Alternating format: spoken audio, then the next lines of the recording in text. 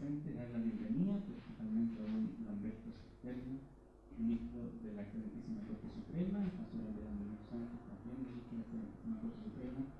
la presidenta de esta Corte, la señora Angélica Repeto García, los ministros de esta Corte, las fiscales judiciales de esta Corte de Apelaciones, la representante de la Fiscalía Regional del Ministerio Público, la Seremia de Justicia, los señores relatores de esta Corte, la señora directora de la Corporación Administrativa del Poder Judicial, el señor presidente del Colegio de Abogados de esta región, la directora de la Corporación de Asistencia Judicial de Valparaíso,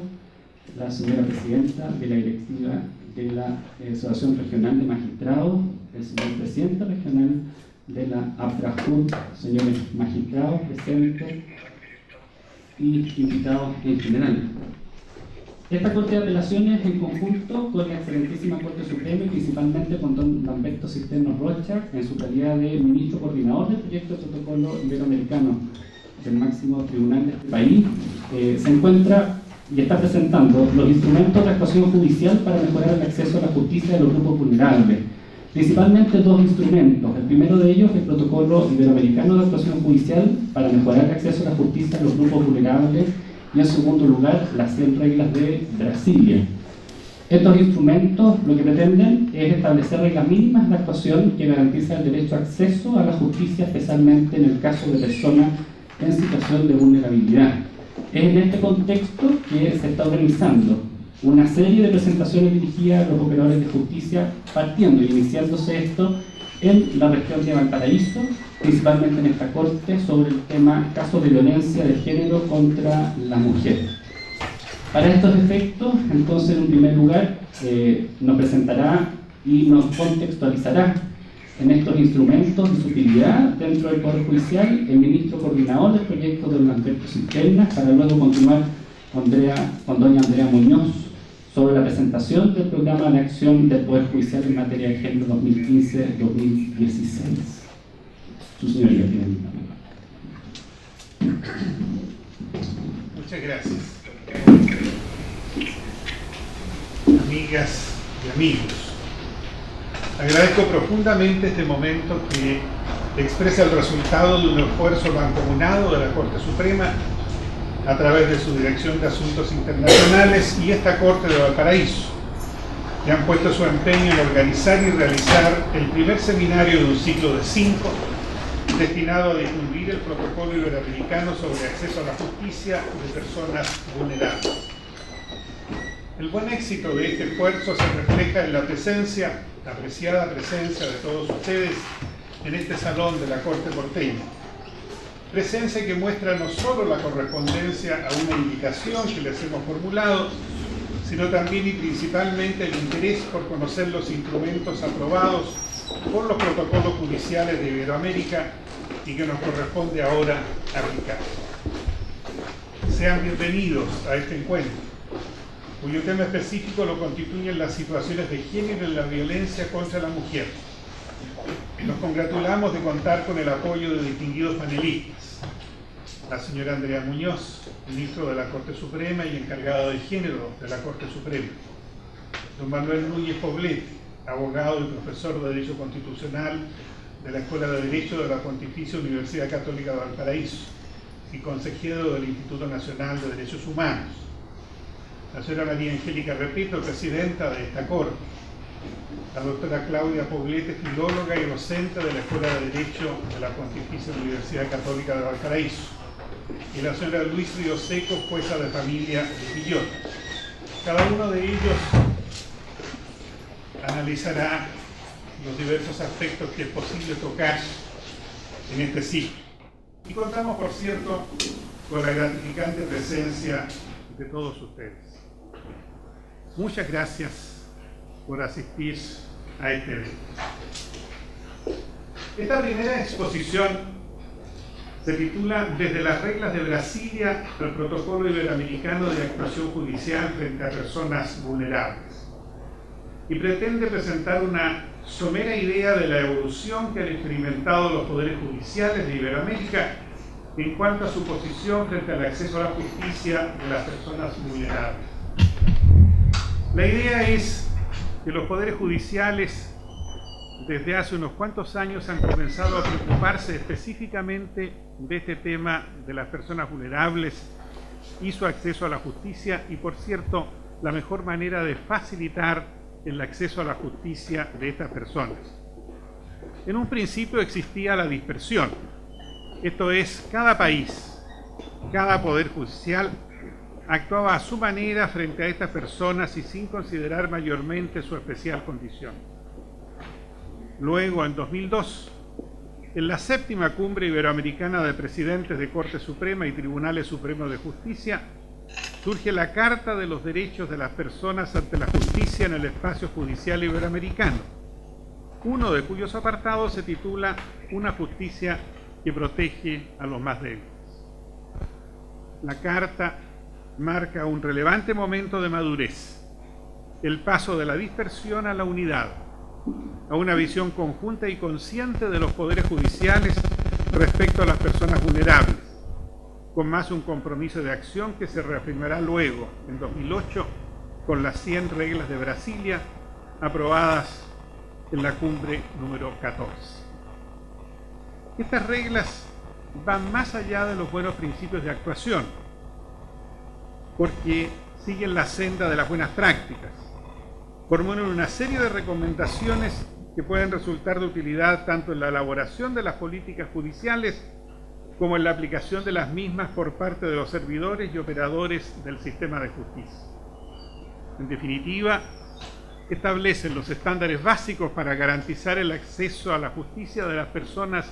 en condición de vulnerabilidad. Y a su respecto, la Corte Suprema, nuestra Corte Suprema, ha dicho en diciembre de 2013 que esas reglas de Brasilia deben aplicarse en las actuaciones de nuestros tribunales. Según las reglas de Brasilia, pueden constituir causas de vulnerabilidad, entre otras, las siguientes: la edad, la menor edad, la mayor edad, la discapacidad, cualquier tipo de discapacidad, la pertenencia a comunidades indígenas o a minorías étnicas,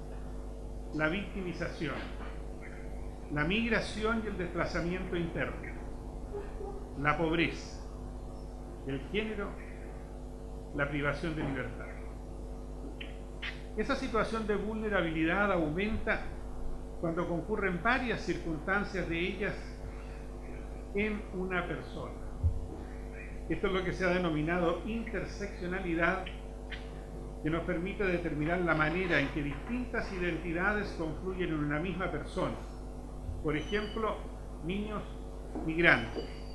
mujeres discapacitadas,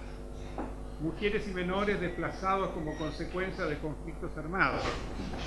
o el caso de una mujer que goza de gran prestigio y reconocimiento profesional, pero que es víctima de violencia intrafamiliar. Tal como lo demuestra la experiencia, es claro que la concurrencia de la condición de mujer incrementa la situación de vulnerabilidad. Mujeres víctimas de violencia de género, niñas sometidas a explotación sexual, mujeres desplazadas por conflictos armados, etc. El último inciso de la regla número 2 de estas de Brasilia reconoce la posibilidad de priorizar actuaciones destinadas a facilitar el acceso a la justicia de aquellas personas que se encuentran en situación de mayor vulnerabilidad, ya sea por la concurrencia de varias causas o por la gran incidencia de una de ellas. Y obviamente se hace cargo también del problema de la discriminación a causa del género. ¿Qué podemos decir del género en las reglas de Brasilia? En definitiva, estas reglas, en sus numerales 17, 18 y 20, abogan por la necesidad de promover la igualdad de género como una política pública compartida para el ámbito iberoamericano, de manera de garantizar una administración de justicia eficiente y acorde con las especiales necesidades, funciones y recursos de las mujeres, eliminando aquellas prácticas que produzcan un resultado de discriminación hacia ellas. Por su parte, las mismas reglas en sus numerales 11, 12, 19, 30, 57 y 57, se refieren a la violencia contra la mujer, considerado un problema generalizado que afecta a las vidas de millones de mujeres, que se erige como un obstáculo para lograr la igualdad de género. En síntesis, estas reglas discurren sobre la idea de que un acceso formal y sustantivo a garantías y protecciones judiciales es indispensable para la erradicación del problema de la violencia contra las mujeres y para que a su vez los Estados cumplan de manera efectiva con las obligaciones internacionales que han contraído en el sentido de actuar con la debida diligencia frente a este problema. Hablemos ahora del Protocolo Iberoamericano de Actuación Judicial para mejorar el acceso a la justicia de las personas y grupos en condiciones de vulnerabilidad, con especial énfasis en justicia con enfoque de género, aprobado el 2014 en Santiago de Chile en la cumbre número 17. Me excuso desde luego por el título, pero yo no lo puse. Venía así. Este protocolo significa una continuidad de los documentos que ya veníamos citando, aprobados en ediciones anteriores de la cumbre, y su objetivo es que las normas que a nivel internacional reconocen derechos a las personas y colectivos permeen con urgencia el conjunto de los sistemas judiciales de la región, generando otros criterios y miradas jurisdiccionales, pero sobre todo concretándose en resoluciones y acciones que disminuyan la distancia entre lo reconocido y la praxis judicial. Claramente se avanza desde las buenas prácticas a la formulación de normas de procedimiento que deben respetarse, como sucede con todos los protocolos. El protocolo en cada uno de los apartados que lo conforman, y a diferencia del texto de las reglas de Brasilia, entrega un concepto de lo que debe entenderse por niñas, niños y adolescentes, personas y pueblos indígenas, personas con discapacidad inmigrantes y mujeres víctimas de violencia, y en concordancia con esas reglas reconoce expresamente que la situación de vulnerabilidad de dichas personas y grupos se agrava cuando se presentan distintos supuestos de discriminación combinados, es decir, la discriminación interseccional. Este es el caso, por ejemplo, de menores indígenas, migrantes con discapacidad o mujeres víctimas de violencia. El protocolo está dirigido a todas las juezas y todos los jueces de la región iberoamericana, cuya intervención es requerida por las distintas personas en situación de vulnerabilidad y específicamente por las mujeres que son víctimas de violencia y de discriminación. En este sentido, el protocolo se diferencia de las reglas. Las reglas están dirigidas a todos los actores en la actividad judicial, vale decir a las juezas y jueces, a los fiscales, a los defensores, a los abogados, etc. El protocolo tiene como destinatario específicamente a quienes estamos a cargo de administrar justicia, a todas las juezas y a todos los jueces. Tratando de la situación de las mujeres y de la violencia de género, el protocolo nos señala algunas pautas de lo que deberíamos hacer en concreto para llevar adelante esta buena idea, esta buena política, este buen sentido de favorecer a quienes están en condiciones de vulnerabilidad y en lo que nos preocupa específicamente en el caso de las mujeres. Vamos a mencionar algunos ejemplos para no hacer demasiado extensa esta exposición. Atención. La atención es el acto por medio del cual la jueza o el juez reciben personalmente a la mujer víctima y la escuchan en un espacio privado, tomando todos aquellos datos que son necesarios para la iniciación del procedimiento. Para el efecto, en la medida que la estructura institucional esté instalada, la exposición de los hechos por parte de la víctima debe realizarse mediante una atención inmediata, integral, coordinada, interinstitucional y sostenible durante todo el proceso. Nadie podrá dudar de que esto es, ¿no es cierto?, hoy por hoy una aspiración programática. Pero es la idea. La idea es que estas personas en situación de vulnerabilidad no se encuentren con un muro no se encuentren con meros mesones, con meros formularios o respuestas, ¿no es cierto?, tipificadas. La idea es que reciban una atención inmediata y humana, y aquí está dicho en primer lugar, la atención para las mujeres en situación vulnerable ha de ser inmediata, acogedora, receptiva, y se espera, por cierto, que la juez o el juez tenga esta actitud respecto de la mujer. Como otro ejemplo, mecanismos ágiles de notificación para no retardar el procedimiento, de manera que los órganos judiciales que conozcan de las causas implementen en su respectiva judicatura los mecanismos reales de notificación de las resoluciones judiciales a las partes. ¿Cuántas veces en los tribunales de familia debemos postergar las audiencias porque no están notificadas? No hay notificaciones de las partes, ¿no es cierto?, para que puedan concurrir a la audiencia, y pasan días, semanas y a veces meses. El otro día conversaba con una doctora que tenía que concurrir a una audiencia en un tribunal de familia y me decía, se suspendió la audiencia, Lambert. ¿Y por qué? Porque no estaba notificada la contraparte. Y la contraparte estaba al otro lado del pasillo. Supo de la audiencia y fue a luquear ahí qué es lo que podía pasar, ¿no es cierto? Pero no estaba notificado formalmente, y en consecuencia, antes que ella se diera cuenta de que estaba al frente del pasillo, ¿no es cierto?, salió alguien y dijo, miren, no está notificado, así que esta causa se suspende, no se ve, está fijada nueva fecha. Ya no podía levantar el dedo, ya no podía decir nada, pero estaba ahí al frente. Entonces, buscar mecanismos adecuados de notificación que no pasen por la pura formalidad y que en definitiva arrojen el buen resultado de que efectivamente esté notificado y se pueda realizar la audiencia. Evitar la revictimización.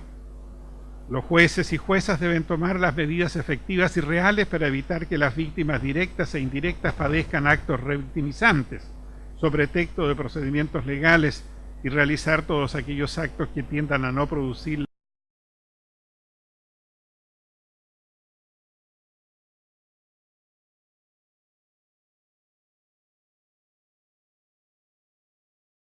¿no es cierto?, en los tribunales de familia una atención preferente, en este caso es para los menores, pero nada obstaría que también tuvieran atención preferente, ¿no es cierto?, las mujeres víctimas de violencia de género o que requirieran esta atención. Y eso mismo estamos haciendo con los tribunales penales. Se ha invertido una muy buena cantidad de recursos en esto y se espera que produzcan también muy buenos resultados. Mecanismos de acceso a la justicia con respecto a la diversidad cultural. Sigo seleccionando algunos ejemplos porque ustedes en la carpeta que se les ha entregado van a encontrar las reglas de Brasilia y van a encontrar una selección o resumen del protocolo en la materia relativa a las mujeres. Y digo ustedes porque, haciendo un acto de severa discriminación, ¿no es cierto?, a mí no me han dado carpeta ni tampoco me han dado libreta de apunte, pero en fin, ya tomaremos las medidas de rigor. A ella tampoco, a la presidenta. Ya, entonces estamos tablas, estamos empatados, no hay problema. Mecanismos de acceso a la justicia con respecto a la diversidad cultural. Atender a las víctimas directas y colaterales en su idioma materno es fundamental para lograr hacer efectivo el derecho que tienen de acceder a la justicia en forma real, oportuna y efectiva. No es fácil, pero ya se están haciendo esfuerzos importantes, por ejemplo, en los tribunales de la Araucanía, donde por lo menos los letreros están señalizados no solo con el idioma español, ¿no es cierto?, castellano, sino también con el idioma mapuche. Y deseable sería que tuviéramos también personas que hablasen este idioma para atender a quienes vienen a requerir los servicios y son mujeres indígenas. Como otro ejemplo, reparación integral. Desde el momento de la presentación de la denuncia, el juez o la jueza deben dictar todas aquellas medidas que tiendan a reparar a la víctima del acto de violencia ocasionada en su contra. Conclusiones. Con esto, por cierto, voy terminando. Existe clara compatibilidad entre las reglas de Brasilia y el protocolo iberoamericano, y entre ellos el sistema interamericano y universal de derechos humanos en materia de acceso a la justicia y a recursos judiciales efectivos.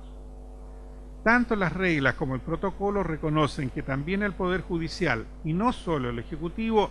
debe o tiene responsabilidad en materias de acceso a la justicia de las personas y grupos en condiciones de vulnerabilidad. Lo anterior se traduce en establecer líneas de base para las actuaciones de operadores y funcionarios del sistema de justicia, que den cuenta de la toma de conciencia de dicha responsabilidad. En lo concerniente al género, reglas y protocolo presentan ciertas diferencias. En efecto, las reglas, pese a su declarada intención de constituir algo más que reflexiones sobre los problemas de acceso a la justicia de las mujeres víctimas de violencia,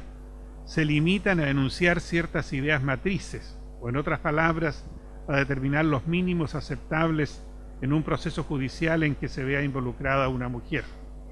El protocolo, en cambio, además de efectuar una relación histórica de la discriminación de género, enunciar los instrumentos normativos relativos a la materia y entregar algunos conceptos sobre la misma, presenta recomendaciones de actuación precisa para las y los juzgadores, pretendiendo constituirse en una guía para ellos en la administración de justicia. Resulta claro, entonces, que el potencial público al cual se dirige uno y otro instrumento es diferente. Las reglas pueden ser consideradas por juzgadores, persecutores públicos, defensores, legisladores, etc. El protocolo es mucho más limitado por cuanto se dirige única y exclusivamente a juezas y jueces. Finalmente, en lo que respecta a su aplicación en nuestro país, las reglas de Brasilia, por resolución de la Corte Suprema de fecha 16 de diciembre de 2013, se acordó instruir a los tribunales nacionales que dichas reglas sean consideradas en situaciones de personas que se encuentren en condiciones de vulnerabilidad en los casos previstos en ella, como un cuerpo normativo que constituye un referente desde un punto de vista interpretativo pro homine.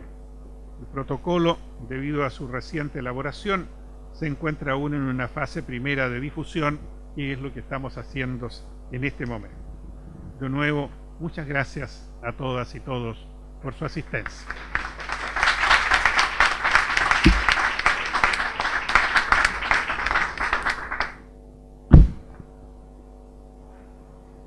Señora Andrea Muñoz,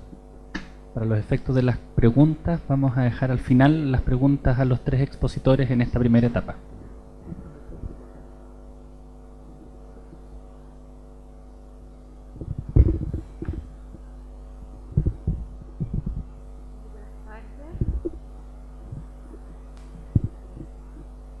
Presidenta de la Corte de Apelaciones de Valparaíso,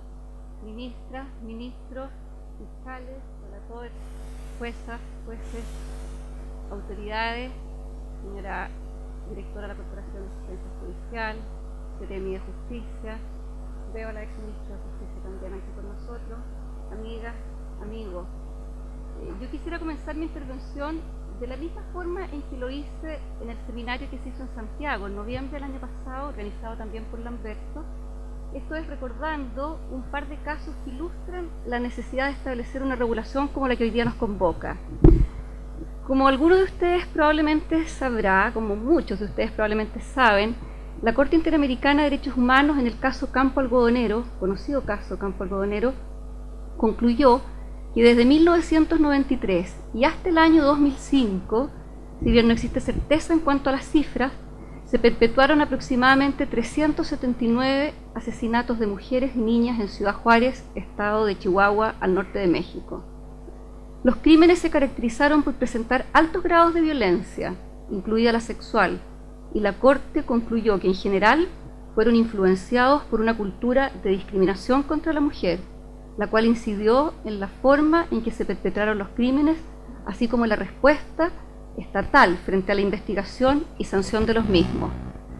En relación a esto último, a la respuesta estatal, es relevante destacar, por ejemplo, que al momento de interponer la denuncia, los familiares de las 3 víctimas que llevaron después el caso ante la Corte señalaron que la respuesta de los funcionarios que los atendieron fue del orden de, comillas, no está desaparecida, anda con el novio, o anda con los amigos de vaga, cierre comillas, abre comillas, que si le pasaba eso era porque ella se lo buscaba, porque una niña buena, una mujer buena está en su casa, cierre comillas, o comillas, que seguro se había ido con el novio, porque las muchachas eran muy voladas y se las aventaban a los hombres, cierre comillas.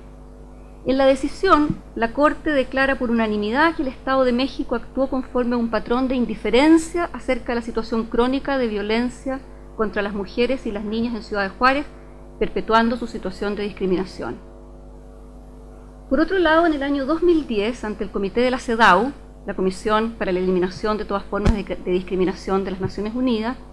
se conoció el caso de una mujer filipina, directora ejecutiva de la Cámara de Comercio e Industria de la ciudad de Davao, que fue violada por quien era el presidente de la Cámara. En la sentencia del juicio ante las autoridades nacionales, se cuestionó la credibilidad del testimonio de la víctima, considerándolo como no plausible, y se declaró la no culpabilidad del acusado. Específicamente, en la sentencia emitida 8 años después de la denuncia, la jueza encargada del caso estimó que la demandante tuvo oportunidades de escapar, que no utilizó, y que si se hubiera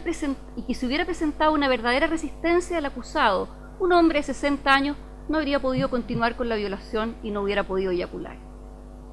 En su decisión, el Comité de la CEDAW sostuvo que la valoración de la credibilidad del testimonio de la peticionaria por parte de los tribunales nacionales estuvo influenciada por una serie de estereotipos acerca de la víctima ideal en casos de violación.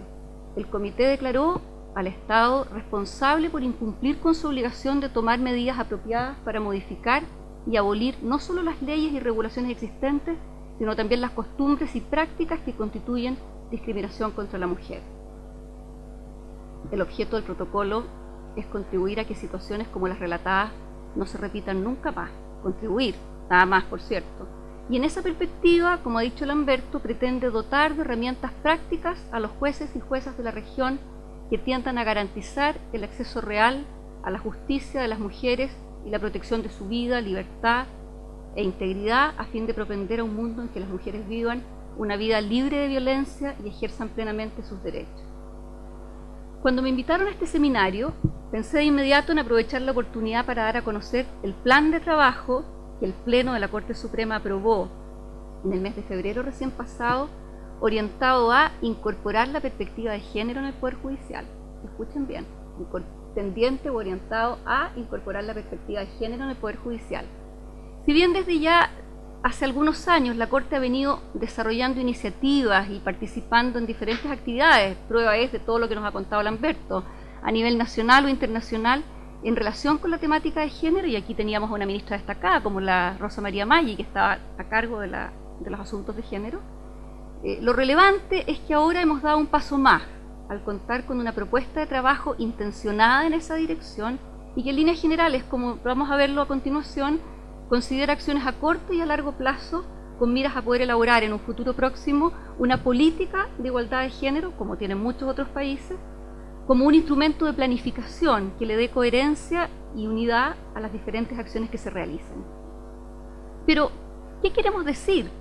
con esto de incorporar la perspectiva de género en la Administración de Justicia? El enunciado obviamente es simple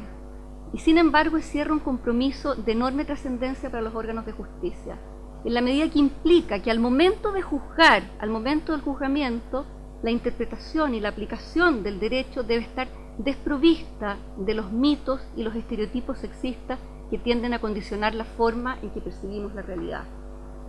El enfoque o la perspectiva de género es una categoría de análisis que permite visualizar la asignación social de roles y tareas diferenciadas en virtud del sexo. Es una categoría que revela la diferencia de oportunidades y derechos que se derivan de esta atribución de roles y evidencia las relaciones de poder que se originan a partir de estas diferencias. Es una categoría de análisis que pregunta por el impacto de las leyes y de las políticas públicas en función de esa asignación de roles, relaciones de poder y diferencias, y establece en definitiva una estrategia adecuada para evitar los efectos de la discriminación en casos específicos. Como todos sabemos, y en esto yo no digo nada que ninguno de los que esté aquí se lo haya representado, los estereotipos de género son ideas heredadas de carácter cultural, según las cuales ciertas características, capacidades, conductas o funciones son propias del género femenino y otras propias del género masculino. Recurrir a estereotipos de género provoca o contribuye a mantener obstáculos que impiden a hombres y mujeres gozar de una verdadera igualdad de oportunidades y refuerza su permanencia en los roles que le han sido tradicionalmente asignados. En el caso de las mujeres, normalmente estos roles tienden a ser valorados de forma inferior a los desempeñados por los hombres. Y en este sentido, si ustedes me permiten, los casos mencionados al inicio de mi intervención dan buena cuenta de cómo la interpretación de las leyes que hagan los jueces y las juezas y los funcionarios y las funcionarias judiciales determina en definitiva si se protege o no se protege a las mujeres víctimas de algún tipo de violencia, la forma en que se realiza esta protección y el alcance de ella. En el caso de la mujer filipina violada, por ejemplo, la jueza tenía una expectativa respecto de la forma de actuar por parte de una denunciante de violación, la cual no se ajustaba al caso, directora ejecutiva de la Cámara de Comercio.